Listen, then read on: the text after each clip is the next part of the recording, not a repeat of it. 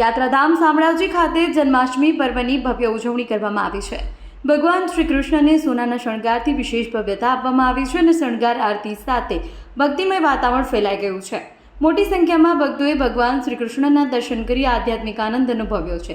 શ્રદ્ધા, ભક્તિ અને અનુકંપાની અવિરત ધારા વચ્ચે જન્મોત્સવ ઉજવાયો છે। શામળાજી ધામ આજે ભક્તિની છટાથી ઝળહળ્યું હતું અને ભગવાન શ્રી કૃષ્ણના દર્શનથી સૌએ પાવનતા અનુભવી હતી। આજે શ્રાવણ સુદ પૂનમ એટલે કે જન્માષ્ટમી કૃષ્ણ જન્મ મહોત્સવ શામળાજી વિષ્ણુ મંદિરમાં ભગવાન શામળિયાની ત્યાં સુંદર મજાનો ભગવાનનો આવો જન્મોત્સવનું મનોરથ અને એમાંય તે અત્યારે ભગવાનના સવારે 6 વાગે મંદિર ખુલ્યા બાદ ભગવાનને શણગાર આરતી પર્યંતની સેવા પૂર્ણ થઈ છે।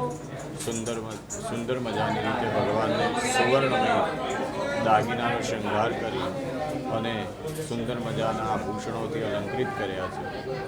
ભગવાન શામળિયા બધાની મનોકામના પૂર્ણ કરે તેવા ભાવથી આજ રોજ ભગવાનને સુંદર મજાના કેસરી જરી અને સાથે સોનેરી જરી બેના ભાગા ધરી ભગવાનને સુવર્ણ શણગારથી અલંકૃત કરી અને સુસજ્જ કર્યા છે।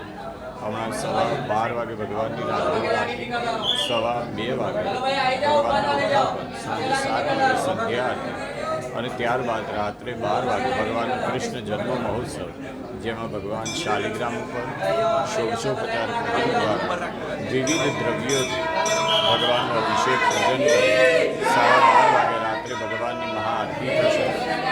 આજ રોજ શામળાજી વિષ્ણુ મંદિર ટ્રસ્ટ દ્વારા વિવિધ પ્રકારના કાર્યક્રમો રાખ્યા છે। બધા ભક્તો ભગવાનના દર્શન કરી ધન્યતાનો અનુભવ કરી રહ્યા છે। આજ રોજ એવો કૃષ્ણ જન્મ મહોત્સવ જન્માષ્ટમી શામળાજી મંદિર ખાતે ખૂબ ધૂમધામથી ઉજવાઈ રહ્યો છે।